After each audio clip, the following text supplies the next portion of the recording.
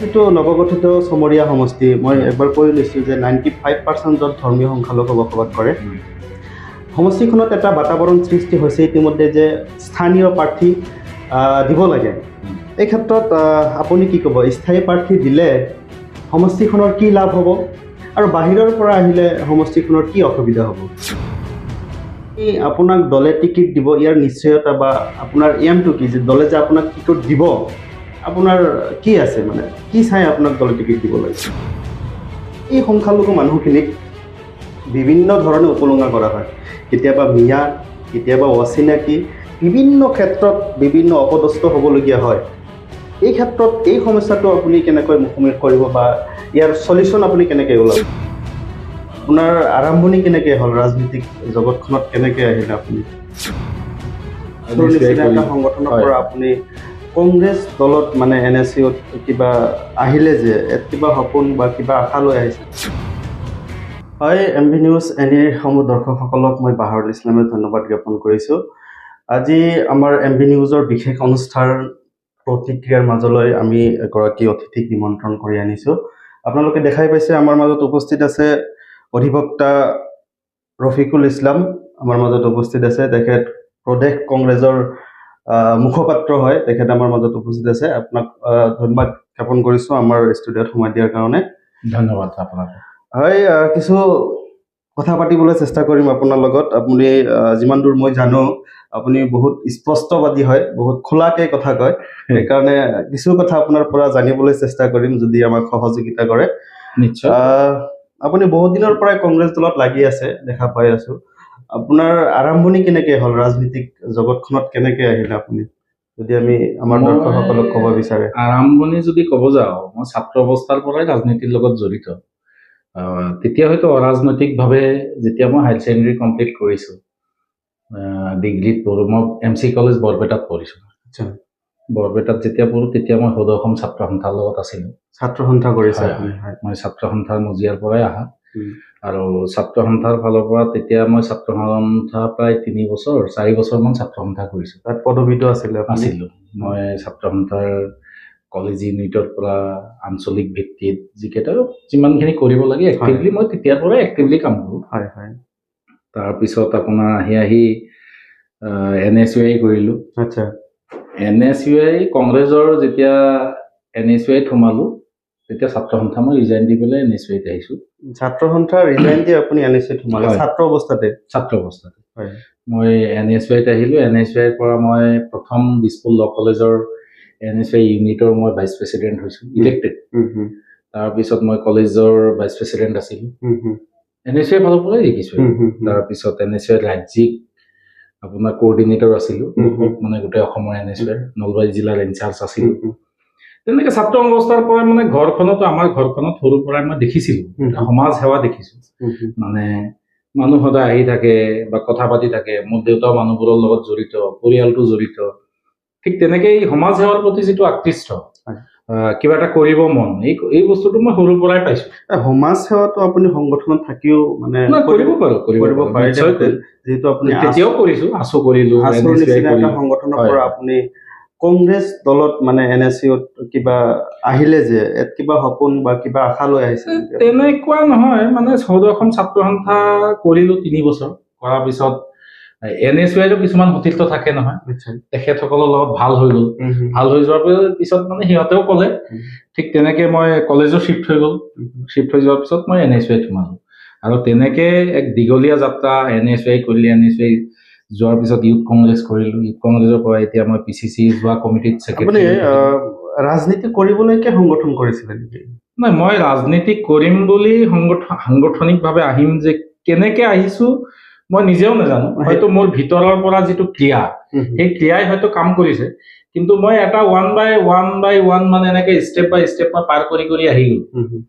NSUI কৰিলোঁ, youth Congress কৰিলোঁ। Youth কংগ্ৰেছৰ মই গুৱাহাটী লোকসভা যুৱ কংগ্ৰেছৰ জেনেৰেল ছেক্ৰেটাৰী আছিলোঁ।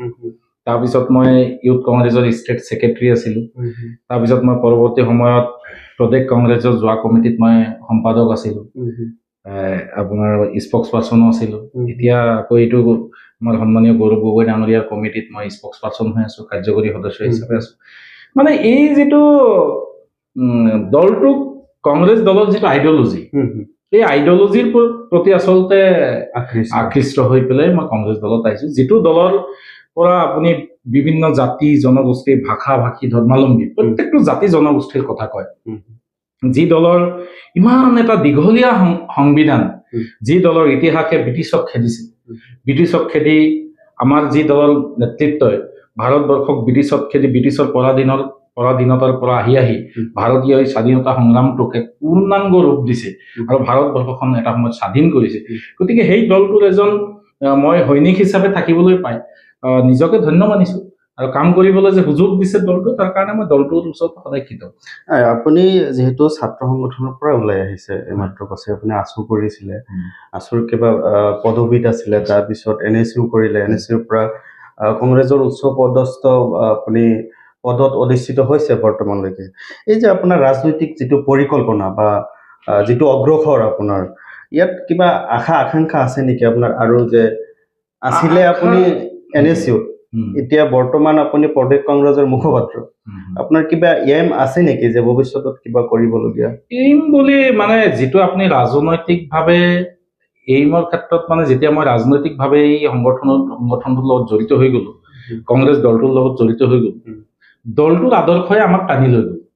আৰু পৰৱৰ্তী সময়ত মই চালো যে দলটোৰ মজিয়াত আমি দলটোক ছাৰ্ভিচ দিছো, কিন্তু দলৰ যদি ছাৰ্ভিচ দিয়াৰ ক্ষেত্ৰত মই যদি কোনোবা এটা এডোখৰ জেগাত মই যদি মোৰ নিজৰ এৰিয়াটো যদি সাংগঠনিকভাৱে কাম কৰি দলে যদি এটা সুযোগ দিয়ে, সেই সুযোগ লৈ মোৰ এটা ভিজন আছে, মিছন আছে যে আমি আমাৰ সমষ্টিটোৰ কাৰণে কি কৰিব পাৰো, আমি আমাৰ কমিউনিটিটোৰ কাৰণে কি কৰিব পাৰো, আমাৰ কমিউনিটিক ৰিপ্ৰেজেণ্ট কৰিবৰ কাৰণে আমাৰ এনেকুৱা য়ং জেনেৰেশ্যনে ওলাই আহি আমাৰ এই কমিউনিটিটোক আমি কেনেকে আগবঢ়াই লৈ যাম, অসম আৰু অসমীয়াৰ কাৰণে আমি কেনেকে কাম কৰিম, অসমৰ সাহিত্য সংস্কৃতি ভাষা, অসমৰ প্ৰতিটো জাতি জনগোষ্ঠীৰ হৈ যি দলে মাত মাতে, সেই দলটোক আমি অহা দিনত আমি কেনেকে আগবঢ়াই এখন সুন্দৰ ভৱিষ্যত অসম আৰু এখন সুন্দৰ আমাৰ এই সমাজ, এই বৃহত্তৰ যি সমাজ, চাউলুং চুকাফাৰ যি সমাজ, যি আদৰ্শ, বৰ অসমৰ যি ভেটি, সেই ভেটিটোক আমি যাতে সুদৃঢ় কৰি এক সুপৰিকল্পিতভাৱে যাতে আগবঢ়াই লৈ যাব পাৰো, তাৰ কাৰণে আচলতে ৰাজনৈতিক মঞ্চখনত আহি এনেকে কাম কৰা ইচ্ছা। আপুনি বহুত সমস্যাৰ কথাই ক'লে, আচলতে আপোনাৰ যিটো কমিউনিটি, এই কমিউনিটিত বহুত সমস্যা আছে, আপুনি স্বীকাৰ কৰিছে কথাটো। বিগত সময়ত কংগ্ৰেছ দলৰ বহুত মুছলমান MLA মন্ত্ৰীও হৈছে, সেই মন্ত্ৰী MLA সকলক আপুনি কি ক'ব? তেওঁলোক ব্যৰ্থ না কিবা দলীয় কিবা দোষ ত্ৰুটি আছে বুলি ভাবে? ব্যৰ্থ কিছুমানে হয়তো কোনোবা ক্ষেত্ৰত কেতিয়াবা কিছুমান ব্যৰ্থও হৈছে, আৰু মই ব্যৰ্থ বুলিও ডাইৰেক্ট নকওঁ, এইকাৰণেই তেখেতসকলে আমাক যিখিনি কৰিবলগীয়া তেখেতসকলে কৰি থৈ গ'ল, সেই বস্তুখিনিৰ ওপৰত এতিয়া আমি প্ৰশ্নবোধক চিন আনিও লাভ নাই, আমি সেই কথাখিনিক আমি আঙুলিয়াব খোজা নাই। আমি খুজিছো যে অহা দিনত যিখিনি কৰণীয় আছে এই জেনেৰেশ্যনটোৰ দায়িত্বটো কাৰ, আমি আগবঢ়াই লৈ যাব লাগিব। এতিয়া অহা জেনেৰেশ্যনটোক যদি আমি এটা সুস্থ সমাজ, সুস্থ পৰিৱেশ দিব নোৱাৰো, আমি যদি অসমখনক যদি এটা সুশৃংখলভাৱে আমি যদি আগবঢ়াই লৈ যাব নোৱাৰো, আমি বৰ্তমান অসমত যি পৰিৱেশ আপুনি গম পায় যে বিভাজনকামী শক্তি অসমখন তথা সমাজখনক ঘেৰি ধৰিছে, এই সমাজখনক ঘেৰি ধৰা পৰিৱেশৰ পৰা এটা মুক্ত বিচৰণ কৰিবৰ কাৰণে প্ৰত্যেকজন ব্যক্তিৰ যাতে যি ভাৱাদৰ্শ মতাদৰ্শক যাতে প্ৰকাশ কৰিব পাৰি, প্ৰত্যেকজন ব্যক্তিৰ যাতে ব্যক্তিৰ স্বাধীনতাই প্ৰকাশ পায়, তেওঁলোকৰ নিজৰ নিজৰ মতামত ব্যক্ত কৰিব পাৰে, এনেকুৱা এটা সমাজ আমি বিচাৰি আছো। নিশ্চয়, এইটো এটা ভাল কথা, ভাল চিন্তা কৰিছে আপুনি। আপুনি পূৰ্বে চেঙা সমষ্টিৰ পৰা নিৰ্বাচন খেলাৰ কিবা কুচকাচ চলিছিল পূৰ্বতে? সাংগঠনিকভাৱে দলীয় কামত এতিয়া য'ত যেনেকে কামত আপোনাক লগাব, ঠিক তেনেকে তাতে কামত লাগি থাকিব লাগিব। এতিয়া দলে মোক ধৰক আপোনাৰ কৰিমগঞ্জত মই আছিলো, কৰিমগঞ্জৰ হেৰি হৈ আছিলো, প্ৰভাৰী হৈ আছিলো, তাতে কাম কৰিলো, ধুবুৰী প্ৰভাৰী হৈ আছিলো, কাম কৰিলো। সেইটো বুলি মই সেই কথাটোত মই তেনেকে হেৰি নকৰো, কাৰণ দল কৰিলেতো আপোনাৰ দলত এটা যেতিয়া আপুনি কিবা এটা মতাদৰ্শত বিশ্বাসী হ'ব, তেতিয়া ব্যক্তি স্বাধীনতাটো নাথাকে। ব্যক্তি স্বাধীনতা ঊৰ্ধত গৈ আপুনি দলটোক ভাল পাব লাগিব, আৰু দলটোৰ ঊৰ্ধত গৈ আপুনি দেশক ভাল পাব লাগিব। গতিকে যেতিয়া আপোনাৰ সন্মুখত জাতিৰ ওপৰত, দেশৰ ওপৰত প্ৰশ্নবোধক আহিব, তেতিয়া আমি প্ৰত্যেকটো মানুহ একলগ হ'ব লাগে, আৰু সেই ঐক্যবদ্ধ যুঁজখনে হৈছে মূল যুঁজ। এতিয়া এটা কথা আপোনাক খুব খোলাকে, মই আগতে কৈ লৈছো, আপুনি খুব স্পষ্টবাদী খোলাকে কথা কয়। পূৰ্বৰ যিটো চেঙা সমষ্টিত এইমাত্ৰ ক'লো মই, এটা গুণাগানক ওলাইছিলে যে আপুনি চেঙা সমষ্টিত নিৰ্বাচন খেলিব, কিন্তু যেতিয়া দেখা পালো যে ডিলিমিটেশ্যন হ'ল, সমষ্টি পুনৰ নিৰ্ধাৰণ হ'ল, তাৰপিছত আপুনি চুমুৰীয়ালৈ ধাবলৈ মেলিলে বা কিছু গুণগানক চলি আছে। সেইদিনা যদি আমি লক্ষ্য কৰোঁ যে চমৰীয়া সমষ্টিত লোকেল বিচাৰি যিটো এটা মিটিং হৈছিল কালাতলিত, সেই মিটিংখনত 4জন কংগ্ৰেছৰ প্ৰাৰ্থী আমি দেখা পাইছিলোঁ।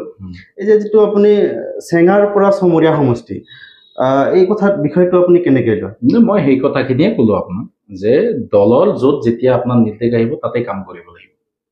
এতিয়া মোৰ নিজৰ এখন ঘৰ আছে, মই মোৰ ঘৰখনত থাকিব লাগিব, মই মোৰ ঘৰখনক এৰিতো যাব নোৱাৰো। নিশ্চয় মোৰ যেতিয়া সন্মুখত মোৰ ঘৰখনৰ ওপৰত যুঁজ আহিব, মই যুঁজখন মোৰ ঘৰখনৰ কাৰণে দিব লাগিব। মোৰ এইখন সমাজ ব্যৱস্থাৰ পৰা মই ডাঙৰ দীঘল হোৱা, মোৰ সমাজখনে মোৰ পৰা কিবা বিচাৰে, মই সমাজখনক কিবা দিব পাৰিব লাগিব। আৰু সেই সুযোগ, সেই সমৰ্থন, সেই সুযোগ যেতিয়া কোনোবা এজন ব্যক্তিয়ে পাব, নিশ্চয় সেইটোৰ কাৰণে সেই ব্যক্তিজন অনুপ্ৰাণিত হ'ব। আজি আপুনি ইমান ধুনীয়াকে এটা ষ্টুডিঅ আপুনি ইয়াতে খুলিছে, কালি আপোনাৰ চিন্তা চৰ্চা হ'ব যে এই ষ্টুডিঅ'ৰ পৰা আৰু ভালকে আমি কি কৰিব পাৰোঁ। এই ষ্টুডিঅ'ত আপুনি ইয়াত চাই আৰু উন্নত মানদণ্ডৰ সাংবাদিক আপুনি ক'ত পায়, ভাল ভাল সাংবাদিক আনি গোটেই অসমত আপোনাৰ MB নিউজ আনি আপুনি প্ৰচাৰ প্ৰসাৰ মাধ্যমত আগবঢ়াই লৈ যাবৰ কাৰণে আপুনি চিন্তা কৰিব। গতিকে ঠিক তেনেকুৱা ধৰণৰ কথা যে নিজৰ অঞ্চল, নিজৰ দেশ, নিজৰ আই মাতৃৰ কাৰণে কিবা কৰিবৰ কাৰণে যদি মন আছে, আমি তাৰ কাৰণে ঐক্যবদ্ধভাৱে ওলাই আহিব লাগিব। এই মূল্য নাই, যিটো কালাতলিৰ প্ৰসংগ যদি আহিছে, এতিয়া এটা প্ৰশ্ন আপোনাক এইফালে সোধো, যিহেতু সমষ্টিৰ কিছু কথা পাতিবলৈ চিন্তা কৰি মানে কালাতলিত আমি দেখা পালো 4জন কংগ্ৰেছৰ টিকিট প্ৰাৰ্থী আমি দেখা পালো। গোটেইকেইজনে ভাল কৰ্মী কংগ্ৰেছৰ। এই ক্ষেত্ৰত আপোনাক দলে টিকিট দিব, ইয়াৰ নিশ্চয়তা বা আপোনাৰ এমটো কি, যে দলে যে আপোনাক টিকট দিব, আপোনাৰ কি আছে, মানে কি চাই আপোনাক দলে টিকিট দিব লাগে? মানে কথাটো তেনেকুৱা নহয়, প্ৰত্যেকজন ব্যক্তিৰ স্বাধীনতা আছে, দলটোৰ মজিয়াত আপুনি টিকট বিচাৰিব পাৰে। যদি আপুনি ভাবে যে ময়ো বিচাৰিম, সেইটো ৱেলকাম, দলে ভাল পাব। এতিয়া কথাটো হ'ল কালাতলিত আমাৰ 4জন ব্যক্তিকে যে মাতিছে মই তেনেকে গম পোৱা নাই। মোক আয়োজক সমিতি যিকেইজন মানুহে মাতিছে, অৰ্গেনাইজাৰ, তেখেতসকলে মোক ফোন কৰিছে যে অমুকত আমি এখন সভা পাতিছো, দলৰ মানুহবোৰ আহিব, আপুনি তাতে আহিব। মই আহিছো, আৰু আহি যেতিয়া আমি চবকে দেখিছো ভাল পাইছো যে আমাৰ গোটেই কেইজন ব্যক্তি আমি একেখন মঞ্চত তেওঁলোকে মাতি বহাব পাৰিছে। এইটো এটা ভাল কথা যে আমি গোটেই কেইজন ব্যক্তি আমি একেলগে একে মতাদৰ্শত আগবাঢ়িব বিচাৰিছো। আৰু চবৰে কথাটো হ'ল দলে টিকেট দিলে, দলে যাক দিব তেওঁক লৈ আমি কাম কৰিম। দলৰ প্ৰাৰ্থিত্ব যোনে পাব, মইতো এজন দলৰ নিষ্ঠাবান সৈনিক, আৰু এজন দলৰ সৈনিক হিচাপে দলে যাক দিব মই তেওঁৰ লগত কাম কৰি যাম, মোৰ কোনো অসুবিধা নহয়। দলে যাক দিব বুলি কথা, মোৰ কোৱেশ্যনটো এনেকুৱা আছিলে যে আপোনাক যে কংগ্ৰেছ দলে হাইকমাণ্ডে আপোনাক টিকেট দিব, আপোনাৰ কি কৰ্ম চাই? মানে মই যোৱা 20 বছৰে দলটোক ছাৰ্ভিচ দিছো। দলটোৰ মজিয়াত মই আপোনাক অলপ আগত ক'লো যে মই NSY কৰিলো, ইউথ কংগ্ৰেছ কৰিলো, PCCত আছো, দলটোৰ কাৰণে কাম কৰি আছো। এতিয়া দলে সেই সুযোগটো মই আশা কৰিছো দলৰ মজিয়াত মই পাম বুলি মই আশাবাদী, আৰু সেই আশাবাদীৰ কাৰণে মই ঘূৰি আছো। আৰু দলটোৱে নিদিবও পাৰে, কোনো যুক্তি নাই যে দিব বুলি, নিদিবও পাৰে, কিন্তু যদি দিয়ে মোৰ এটা ভিজন মিছন আছে যে মই আমাৰ অঞ্চলটোৰ কাৰণে, আমাৰ দেশবাসীৰ কাৰণে আমি কি কৰিব লাগিব। ঠিক সেই ভিজনটো লৈ মই আগবাঢ়িছো। যদি মই নোখোজো মই ক'ত পাম? মইতো খুজিব লাগিব ন, আৰু খুজিলেহে মোক দিব, আৰু সেই মতাদৰ্শ লৈ আগবাঢ়িছো। এতিয়া দলৰ মজিয়াত কাম কৰিছো, নিদিলেও মই দলৰ লগত থাকিম, আৰু দিলেওতো থাকিলো, দিলেও মই দলৰ হৈ কাম কৰিম, নিদিলেও আপুনি কংগ্ৰেছ হৈ থাকিম, নিদিলেও থাকিম। মই দলটোৰ এজন নিষ্ঠাবান সৈনিক হিচাপে মই দলৰ মজিয়াত থাকিম। যদি আপুনি টিকিট পাই যায় ভৱিষ্যতে, যদি আপুনি পাই যায়, এতিয়া আপুনি কমিউনিটিৰ কথা উল্লেখ কৰিছে। এইখন আপোনাৰ যিটো কমিউনিটি আপুনি বিলং কৰে, ইয়াত বহু ধৰণৰ সমস্যা আছে। মেইনটো সমস্যা হ'ল যিটো পৰিচয়ৰ সমস্যা। এই ক্ষেত্ৰত আপোনাৰ অনুভৱ কি ক'ব? আচলতে সমস্যাবোৰ কেনেদৰে সমাধান কৰিবলৈ বিচাৰিব আপুনি? আমি পৰিচয় বেলেগৰ ওচৰত খুজিবই নালাগে। আমি পৰিচয় খুজিব লগা কিয় হৈছে? আমি নোখোজো। আমাৰ বিভিন্ন ধৰণৰ সমস্যা আছে। প্ৰথম সমস্যাবোৰ আমি চিন্তা কৰিব লাগিব, আমি কি কি কৰিব লাগিব। আমাৰ মেইন সমস্যা হৈছে শিক্ষা। আপুনি শিক্ষাৰ ওপৰত গুৰুত্ব দিব লাগিব। আজিৰ দিনত চমৰীয়া সমষ্টি, এতিয়া যিটো সমষ্টি হৈছে, আমাৰ এই সমষ্টিত যদি আপুনি চাবলৈ যায়, মূলত দুটা মেইন শিক্ষাৰ প্ৰাণকেন্দ্ৰ আমাৰ সমষ্টিত দুটা প্ৰাণকেন্দ্ৰ আছে। এটা হৈছে সোণতলী আঞ্চলিক মহাবিদ্যালয়, আৰু এটা হৈছে আমাৰ FA আহমেদ আঞ্চলিক গড়েমাৰী FA আহমেদ কলেজ। এতিয়া এই দুইখন কলেজত আমাৰ এটা বৃহত্তৰ অঞ্চল, প্ৰায় 2,30,000 ভোটাৰ এই সমষ্টিত আছে। এই সমষ্টিৰ পৰা বহু ল'ৰা আজিৰ দিনতো যদি সায়েন্স ষ্ট্ৰীম কওক, কমাৰ্চ ষ্ট্ৰীম 95% আপোনাৰ হেৰি মুছলিম, সেইটোৱে কৈছো, ধৰ্মীয় সংখ্যালঘু। সেইটো মই শিক্ষাৰ ক্ষেত্ৰত সেই বস্তুটো আনিব এই কাৰণেই খোজা নাই, কৰি থৈছো কথাটো। ইয়াৰ পৰা যিমান ল'ৰা ছোৱালী যদি কোনোবাই বিজ্ঞান শাখাত পঢ়িব খোজে, বাণিজ্যিক শাখাত যদি পঢ়িব খোজে, তেওঁলোকে যাব লাগে গুৱাহাটীত, তেওঁলোকে যাব লাগে হয় নগৰবাৰীত যাব লাগিব, নহলে মিৰ্জাত যাব লাগিব। আমাৰ এই শ্ৰমজীৱী অঞ্চল, এই শ্ৰমজীৱী অঞ্চলৰ কোনোবা এজন ব্যক্তি যদি তেওঁৰ ল'ৰাজন সাপোজ গুৱাহাটীত পঢ়াব লগা হয়, এটা খৰচাৰ কথা আছে নিশ্চয়।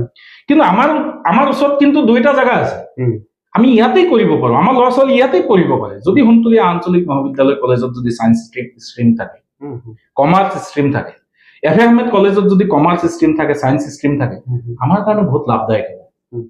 আৰু সেইটো কাৰণে মই কৈছো যে চৰকাৰখনে হিমন্ত বিশ্ব শৰ্মা ডাঙৰীয়াই অসমত চুবুৰীয়ে চুবুৰীয়ে বন্দুক দিয়া লাইচেন্সৰ কথা কৈ থাকে। মই সেই কথাত সেই পৰিপন্থীত মই থাকিব খোজা নাই, বিশ্বাস নকৰো, সেই মতাদৰ্শক মই বিশ্বাস নকৰো। মই এইটো কাৰণেই কৈছো যে মই য'ত যাওঁ তাতেই কয় এই কথাটো যে আমাক বন্দুক নালাগে, আমি কলম ল'ম, আমাক কলম লাগে। আৰু এই কলমৰ যুদ্ধত আমি অৱতৰণ হ'ব লাগে। যদি আমাৰ এই দুখন মহাবিদ্যালয়ত যদি সায়েন্স ষ্ট্ৰীম, আৰ্টছ ষ্ট্ৰীম থাকে, আমি কলমৰ যুদ্ধ আমাৰ ইয়াতো হওঁ। গতিকে এনেকুৱা ধৰণৰ মানৱ সম্পদ বিকাশ সাধন কৰিবৰ কাৰণে আমি যদি এটা ভাল প্লেটফৰ্ম যদি আমি দিব নোৱাৰো, যোৱা ভাৰতবৰ্ষ স্বাধীন হোৱাৰ পিছত আজিলৈকে এই দুইখন মহাবিদ্যালয়ত সায়েন্স আৰ্টছ ষ্ট্ৰীমৰ ষ্ট্ৰীম নাই। কিমান দুখ লগা কথা। এই কথাবোৰ আমি চিন্তা কৰিবলগীয়া সময় হৈছে। আমি ৰাজনীতি কৰি থাকিলে নহব, আমি ৰাজনীতিৰ ঊৰ্ধতকৈ কিছুমান কথা চিন্তা কৰিব লাগিব। আজি আমাৰ যিখন সমষ্টি আছে, এই সমষ্টিখনৰ আপুনি চাওক, আপুনি যে হাইৱে কানেক্টেড নহয়, না নেশ্যনেল হাইৱে আমাৰ এই সমষ্টিত কানেক্ট হৈছে নেকি? হোৱা নাই। তেতিয়াহ'লে আমাৰ মানুহবোৰ যদি যাতায়াত ব্যৱস্থাত যদি উন্নত মানদণ্ড নহয়, তেতিয়াহ'লে মানৱ সম্পদ কেনেকে বিকাশ হ'ব? আমাৰ কৃষকে ইয়াৰ পৰা বস্তু ইমান শ্ৰমজীৱী মানুহ কষ্ট কৰি তেওঁলোকে ক'ত লৈ যায়? গুৱাহাটীত লৈ বিক্ৰী কৰিব লাগে। ইয়াৰ পৰা আমাৰ মানুহবোৰে গৈ হয়তো বকত বিক্ৰী কৰিব লাগে। কিন্তু আমাৰ যদি ইয়াতে তেনেকুৱা ধৰণৰ ফেচিলিটি থাকে, আমাৰ এই ৰাস্তাটো যদি হাইৱে কানেক্টেড হৈ যায়, গৰাখহনীয়াৰ সমস্যা আছে, বিভিন্ন ধৰণৰ সমস্যা, এবৰি সমস্যাই আমাৰ সমাজখনক ঘেৰি ধৰিছে। এই সমস্যাসমূহৰ ওপৰত আমি আলোচনা কৰিব লাগিব। আমি ভাল এখন আজিৰ দিনত যদি আপুনি কয় যে আমিতো স্বাধীনোত্তৰ কালৰ পৰা আজি 70 বছৰ হৈ গ'ল, আজি মানুহ মংগল গ্ৰহত যাবৰ কাৰণে চিন্তা চৰ্চা কৰি আছে, কিন্তু আমাৰ সমষ্টিত আজিৰ দিনত এটা ভাল এচি হল থকা এটা কনফাৰেন্স হল নাই, য'ত আপুনি 200 মানুহৰ এটা মিটিং কৰিব পাৰে। এনেকুৱা ধৰণৰ কিছুমান উন্নত মানদণ্ডৰ চিন্তাধাৰা আমি অহা দিনত লৈ আগবাঢ়িছো। নাই, আপুনি যিটো কথা উল্লেখ কৰিছে খুব ধুনীয়া, ভাল লাগিছে। আপুনি খোলাখালিকৈ কিছুমান কথা কৈছে। আচলতে এটা কথা মই উল্লেখ কৰিব বিচাৰিছো, বিগত দিনত যদি আমি লক্ষ্য কৰি চাওঁ, আমাৰ বক সমষ্টি, পূৰ্বৰ বক সমষ্টি এতিয়া আধাখিনি চমৰীয়া সমষ্টিৰ অন্তৰ্গত। যদি আমি ছয়গাঁও সমষ্টিত তেনেকৈ চাওঁ, দুটা সমষ্টিতে কিন্তু কংগ্ৰেছৰ বিধায়ক বিধায়িকা আছিলে। তেওঁলোকে অলপো চিন্তা নকৰিলে নে এই সমষ্টিটো ইমান পিছপৰা, ইমান যে পিছপৰি আছে, শিক্ষাৰ ক্ষেত্ৰতে হওক, যাতায়াতৰ ক্ষেত্ৰতে হওক, তেওঁলোকে কি কৰিলে ইমান দিনে? আপুনি কি ক'ব খুজিব? তেওঁলোকে কি কৰিছে নকৰিছে মই সেইখিনি সমালোচনা কৰিব খোজা নাই। এতিয়া আমি কি কৰিম, আমাৰ ভিজন মিছন কি, আমি সেই কথাখিনি আমি আঙুলিয়াই দিব লাগে। আমি চৰকাৰখনক প্ৰেছাৰ ক্ৰিয়েট কৰিব লাগে। আপুনি সংবাদ মাধ্যমৰ লগত জড়িত, মই ভাবো যে আপোনালোকে এই বস্তুটো প্ৰেছাৰ ক্ৰিয়েট এইটো কাৰণেই কৰিব লাগে যে আমাৰ ইয়াতে সায়েন্স ষ্ট্ৰীম আজিলৈকে কিয় নাই, আমাৰ ইয়াতে কমাৰ্চ ষ্ট্ৰীম আজিলৈকে কিয় নাই, আমাৰ ইয়াতে ডাঙৰ ৱেৰ হাউচ কিয় নাই, আমাৰ কৃষকে ইমান কষ্ট কৰা, মানে দিন ৰাতি একাকাৰ কৰি কষ্ট কৰি যি ফল মূল বা শস্যই কওক, আপুনি কেঁচা চব্জিয়ে কওক, ইমান বস্তুবোৰ বনাই তেওঁলোকে ইমান কষ্ট শ্ৰমজীৱী মানুহবোৰে লৈ আমি পানীৰ দৰত বিক্ৰী কৰি থৈ আহিব লাগে। যদি আমাৰ ইয়াতে ৱেৰ হাউচ থাকে তেতিয়াহ'লে এই বস্তুটো নহয়। এনেকুৱা ধৰণৰ আধুনিক চিন্তা চৰ্চাৰে সৈতে আমি একেবাৰে বিজ্ঞানসন্মত ভাৱে চিন্তা চৰ্চা কৰি কিছু আৰু বহু কৰিবলগীয়া আছে, যিবোৰ চিন্তা হয়তো মোৰ মাজত এতিয়া পোৱা নাই, বহুত মানুহে মোক দিব লাগিব। আজি ইয়াৰ পৰা আমাৰ ল'ৰা ছোৱালী APS কাৰণে, ACS-ৰ কাৰণে কোচিং কৰিবৰ কাৰণে, নিটৰ কাৰণে আজি বদৰুদ্দিন আজমলৰ আমি এই তাতে গৈ পঢ়িব লাগে, কিমান টকা খৰচা হয়। আমাৰ ইয়াতে কি আমি কৰিব নোৱাৰো? নিশ্চয় পাৰো। এই বস্তুটোৰ কাৰণে এটা সদিচ্ছা লাগিব, আন্তৰিকতা লাগিব। এই আন্তৰিকতা আৰু সদিচ্ছাৰ আচলতে অভাৱ হৈছে আমাৰ। আমি আন্তৰিকতা আৰু সদিচ্ছাৰ সৈতে যেতিয়া আমি এই কথাবোৰ আগবাঢ়িম, যদিও সুযোগ পাওঁ, সুযোগ পালেও আমি কৰিম, নাপালেও এইবোৰ কৰিবৰ কাৰণে আমি যুদ্ধ কৰিম। নিশ্চয়কৈ সুন্দৰ কথা উল্লেখ কৰিছে আপুনি। মেইন সমস্যাটো আপুনি আমাৰ এই 95% য'ত সংখ্যালঘু, ধৰ্মীয় সংখ্যালঘু বসবাস কৰি আছে নৱগঠিত চমৰীয়া সমষ্টিত, এই সমষ্টিত মূল সমস্যা আপোনাৰ মতে শিক্ষাৰ সমস্যাটো মূল সমস্যা। কিন্তু সততে দেখা যায় এই সংখ্যালঘু মানুহখিনিক বিভিন্ন ধৰণে উপলুঙা কৰা হয়, কেতিয়াবা মিয়া, কেতিয়াবা অচিনাকি, বিভিন্ন ক্ষেত্ৰত বিভিন্ন অপদস্থ হ'বলগীয়া হয়। এই ক্ষেত্ৰত এই সমস্যাটো আপুনি কেনেকৈ মুখামুখি কৰিব বা ইয়াৰ সলিউশ্যন আপুনি কেনেকৈ ওলাব? এই কথাবোৰ কোনে কৈ আছে সেই বস্তুবোৰ আমি চাব লাগিব, কোনবোৰ মতাদৰ্শৰ মানুহে এই কথাবোৰ কয়। এতিয়া অসমৰ সাংবিধানিক প্ৰদত্ত মুখ্যমন্ত্ৰী এজন সংবিধানৰ নামত শপত খায়, যিজন ব্যক্তিয়ে মুখ্যমন্ত্ৰী অকল যে এটা পাৰ্টিকুলাৰ কমিউনিটি মানুহৰ কাৰণে মুখ্যমন্ত্ৰী সেইটো নহয়, মুখ্যমন্ত্ৰী অসমত 3,30,00,000 মানুহৰ মুখ্যমন্ত্ৰী।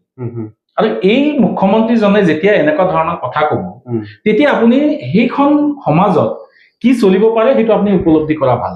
গতিকে এই যুঁজখনে মই আপোনাক কৈ আছো, এতিয়া কিছুমানে আমাক প্ৰব্ৰজনকাৰী বুলি কয়, অচিনাকি বুলি কয়, বাংলাদেশী বুলি কয়, মিয়া বুলি কয়, বিভিন্ন ধৰণৰ বিশেষণ দিয়ে। সেই বিশেষণ দিয়া ব্যক্তিসকল কোন, আমি সেই চিন্তা চৰ্চা কৰিব লাগিব। আৰু এইবোৰৰ পৰা যদি আমি ওলাব খোজো, তেতিয়াহ'লে আমাৰ ওচৰত এটাই যুদ্ধ কৰিবলগীয়া অস্ত্ৰ আছে, সেইটো কলম।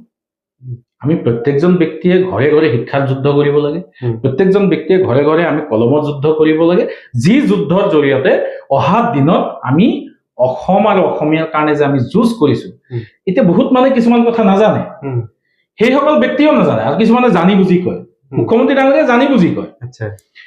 কিছুমান কথা নাজানে যে কটন কলেজ যেতিয়া প্ৰতিষ্ঠা হৈছিল, এই কমিউনিটিৰ মানুহৰ কিমান অৱদান আছে। উছমান আলী সদাগৰৰ কি ধৰ্মীয় সংখ্যালঘু মানুহ। গুৱাহাটী ইউনিভাৰ্চিটি যেতিয়া হৈছিল স্বাধীনোত্তৰ কালত, তেতিয়া এই গুৱাহাটী ইউনিভাৰ্চিটিৰ কাৰণে আমাৰ এই পূৰ্বপুৰুষসকলৰ কিমান অৱদান আছে, সেই কথাখিনি বহুত মানুহে নাজানে, আৰু এইবোৰ জনা দৰকাৰ আছে। এই ইতিহাসসমূহ আমি খুচৰিবৰ সময় হৈছে। আৰু গতিকে মই সেই কথা এই কাৰণেই ক'ব খোজা নাই, আমি যেতিয়া নিজে স্বাৱলম্বী হৈ যাম, আমাৰ প্ৰত্যেকজন ব্যক্তি যেতিয়া নিজৰ ভৰিত দাঙি থিয় হৈ কথা ক'ব পৰা হ'ব, তেতিয়া মই ভাবো যে এইসমূহ যিমান সমস্যা আছে, যিবোৰ কথা কৈ আছে, এই সমস্যাসমূহৰ পৰা আমি পৰিত্ৰাণ পাম। কিন্তু কিছুমান আইনী প্ৰক্ৰিয়াৰ মাজে এতিয়া সোমাই গৈছে, যেনেকৈ আপুনি ডি ভোটাৰৰ কথা কৈছে, ডি ভোটাৰটো মই নকলে নহ'ব। ডি ভোটাৰৰ ক্ষেত্ৰত যিটো চৰকাৰী যিটো যন্ত্ৰ, এই যন্ত্ৰটোৱে কেতিয়াবা মিছ ইউজ কৰে তেওঁলোকৰ পাৱাৰ, তেওঁলোকৰ এক্সিকিউশ্যন মিছ ইউজ কৰি তেওঁলোকে যিবোৰ মানুহক নোটিচ কৰিব লাগে তেওঁলোকে নিদিয়ে। আৰু তাৰ কাৰণে আজি আপুনি দেখিবলৈ পাইছে যে বাংলাদেশত ন'মেন্স লেণ্ডত সিফালে থকা মানুহ আকৌ ঘূৰাই আনিব, অসমত কিন্তু এইজন মুখ্যমন্ত্ৰী আহি আকৌ লৈ আহিবলগীয়া হৈছে। গতিকে এনেকুৱা ধৰণৰ অৰাজক পৰিৱেশ অসমৰ পৰিৱেশত আগতে যোৱা দিনত কেতিয়াও হোৱা নাই। এইটোৱে প্ৰথম আপুনি দেখা পাব যে অসমৰ এজন বদন মুখ্যমন্ত্ৰী হিমন্ত বিশ্ব শৰ্মা ডাঙৰীয়া, আৰু যিজন মুখ্যমন্ত্ৰী যোৱা দিনতো এনেকুৱা মুখ্যমন্ত্ৰী আমি দেখা নাই, অহা দিনতো দেখা নাই। যিটো নৱগঠিত চমৰীয়া সমষ্টি, মই একবাৰ কৈ লৈছো যে 95% য'ত ধৰ্মীয় সংখ্যালঘু বসবাস কৰে, সমষ্টিখনত এটা বাতাবৰণ সৃষ্টি হৈছে ইতিমধ্যে যে স্থানীয় প্ৰাৰ্থী দিব লাগে। এই ক্ষেত্ৰত আপুনি কি ক'ব, স্থায়ী প্ৰাৰ্থী দিলে সমষ্টিখনৰ কি লাভ হ'ব, আৰু বাহিৰৰ পৰা আহিলে সমষ্টিখনৰ কি অসুবিধা হ'ব? মই অলপ আগতে আপোনাক এটা কথা কৈছো যে মানুহজন ব্যক্তিজন চাব লাগিব কেনেকুৱা,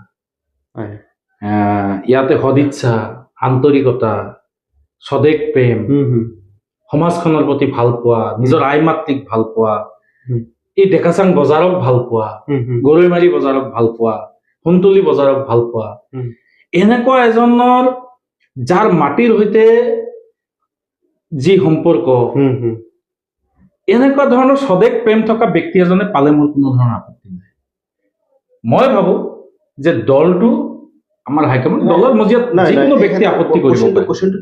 আপোনাৰ কথাটো মই দলৰ মজিয়াত প্ৰত্যেকজন ব্যক্তিয়ে যিকোনো ক্ষেত্ৰত ভাৰতবৰ্ষৰ এজন নাগৰিকৰ সেই ৰাইট আছে, অধিকাৰ আছে বাৰু। নহয়, মোৰ যিটো কোৱেশ্যন আছিলে, যিটো বাতাবৰণ সৃষ্টি হৈছে সমষ্টিখনত, যে স্থানীয় প্ৰাৰ্থী বুলি যিটো এটা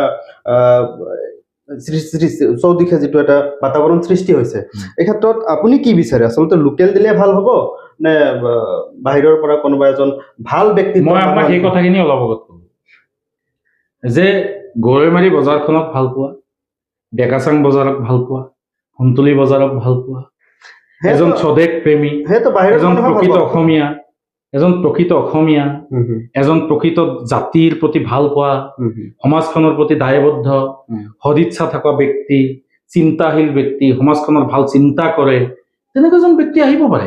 তেনেকুৱা এজন ব্যক্তি যদি বাহিৰৰ হয়, সমষ্টিৰ বাহিৰৰ কথা কৈছো মই, তেনেকুৱা এজন ব্যক্তি আপুনি যিটো কথা চাওক, আপুনি যিটো কথা কৈছে এই কথাটো আমি ষ্টুডিঅ'ত নিৰ্ধাৰণ কৰিব নোৱাৰো। এই কথাটো নিৰ্ধাৰণ কৰিব হাইকমাণ্ডে। আমি নিৰ্ধাৰণ মই বহুত জাগাত যাওঁ, কিছুমান ব্যক্তিয়ে মোকো কয় এই কথাটো, আপুনি কোৱা কথাখিনি মোকো কয়। এতিয়া কথাটো হ'ল এই বস্তুটোত মই এটা মতাদৰ্শক বিশ্বাস কৰিছো, মই দলটোক বিশ্বাস কৰিছো, দলৰ আদৰ্শক বিশ্বাস কৰিছো। এই কথাটো এই মঞ্চত বহি সিদ্ধান্ত লোৱা বস্তু নহয়। এই সিদ্ধান্তটো আমাক কোনে দিব? দলৰ হাইকমাণ্ডে দিব। কিন্তু দলৰ হাইকমাণ্ডে দিয়াৰ পিছত সেইটো ৰাইজে বিবেচনা কৰিব যে ৰাইজে কি কৰিব বিচাৰিছে। ৰাইজৰ চিন্তা চৰ্চাৰ ঊৰ্ধত মই নহয়। ৰাইজৰ চিন্তা চৰ্চা ৰাইজে ইতিমধ্যে চাই আছে, আমাৰ অনুষ্ঠানখন ৰাইজে ইতিমধ্যে চাই আছে। আপুনি যিটো কথা কৈছে, যিটো আপুনি গুণ গৰিমাৰ কথা ক'লে, ডেকাচানক ভাল পোৱা, গৰাইমাৰী ভাল পোৱা, এনে এজন ব্যক্তি বাহিৰৰ হ'ব পাৰে। যেতিয়া বাহিৰৰ পৰা তেনে এজন ব্যক্তিক চমৰীয়াত কংগ্ৰেছৰ ফালৰ পৰা টিকেট দিয়া হ'ব, তেতিয়া আপোনাৰ স্থিতি কি হ'ব? মইতো কথাটো সেনেকুৱা নহয়। মইতো আপোনাক অলপ আগত কৈছো যে দলৰ মতাদৰ্শক বিশ্বাস কৰোঁ। দলে এনেকুৱা নহয় যে ৰাইজৰ ঊৰ্ধত দল। ৰাইজৰ মতাদৰ্শক বিশ্বাস কৰিয়ে দলে চিন্তা চৰ্চা কৰে। আৰু ইতিমধ্যে দলে বিভিন্ন ধৰণৰ ছাৰ্ভে এজেঞ্চি আমাৰ এই অঞ্চলত কাম কৰি আছে। মই আশা কৰিছো ৰাইজে বিচৰা ধৰণে দলে চিন্তা চৰ্চা কৰিব। ৰাইজে যিটো বিচাৰিছে, আৰু এইটো সঁচা কথা, ৰাইজে যেনেদৰে বিচাৰে দলে সেনেকেই কৰে। আৰু ৰাইজে বিচৰা মতেই দল অহা দিনত আগবাঢ়ি যাব লাগিব। কাৰণ ৰাইজৰ ঊৰ্ধত দল কেনেকে যাব? ৰাইজৰ চিন্তা চৰ্চাবোৰ লৈহে এটা দল চলিব। দলটো যেতিয়া আগবাঢ়ি যাব, দলটো কেনেকে আগবাঢ়িব? ৰাইজৰ চিন্তা চৰ্চালৈ আগবাঢ়িব লাগিব। অসমৰ কোনটো জনগোষ্ঠীৰ কি প্ৰব্লেম, অসমৰ কোন জাগাত কি প্ৰব্লেম চলি আছে, এতিয়া অসমত কি কি সমস্যা বিজেপি চৰকাৰখনে কৰিব পৰা নাই, আমি আহিলে কি কৰিম, আমাৰ ভিজন ডকুমেণ্ট কি হ'ব, আমাৰ দলে নিৰ্ধাৰণ কৰিব। আৰু তেনেকে ঠিক প্ৰাৰ্থিত্ব কেন্দ্ৰিক যিটো কথা আপুনি কৈছে, এই কথাটো দলে চিন্তা চৰ্চা কৰিব। প্ৰত্যেকটো এৰিয়াত এতিয়া ছাৰ্ভে এজেঞ্চিবোৰ ঘূৰি আছে, এজেঞ্চিবোৰে ঘূৰি তেখেতসকলে যিটো ৰিপৰ্ট পাইছে, সেই ৰিপৰ্টটো হয়তো আপুনি যেনেকে ক'লে, এই ৰিপৰ্টটো আমাৰ হাইকমাণ্ডেও পাব। আৰু হাইকমাণ্ডে পালে যেতিয়া হাইকমাণ্ডে ডিচিশ্যন ল'ব, হাইকমাণ্ডে চিন্তা কৰিব। সেইটো মোৰ ক'বলগীয়া বিষয় নহয়। আমাৰ অনুষ্ঠান সামৰিব লাগিব, সময় বহুত কম হৈ আছে। এতিয়া শেষত আপুনি কি ক'ব বিচাৰিব? নৱগঠিত যিহেতু চমৰীয়া সমষ্টি হৈ গ'ল, সমষ্টিবাসীৰ যথাৰ্থে আপুনি কি ক'ব বিচাৰিব? আগন্তুক 26 বিধানসভা যিহেতু সমাগত, বেছি সময় মই এটা কথাই আমাৰ চমৰীয়া সমষ্টিবাসী প্ৰত্যেকজন নাগৰিকক মই এটা কথাই কম যে আমি এক যি বিভাজনকামী শক্তিয়ে অসমখনত ঘেৰি ধৰিছে, যি এই বিভাজনকামী শক্তিৰ বিৰুদ্ধে আমি এটা বিভিন্ন জাতি জনগোষ্ঠীক লৈ চিন্তা চৰ্চা কৰা আমাৰ এই ভাৰতীয় জাতীয় কংগ্ৰেছ দলে অহা দিনত যেনে তেনে আমি চৰকাৰ গঠন কৰিবৰ কাৰণে যি চিন্তা চৰ্চা আগবাঢ়িছে, তাতে আমাৰ সমষ্টি অংশীদাৰ হ'ব।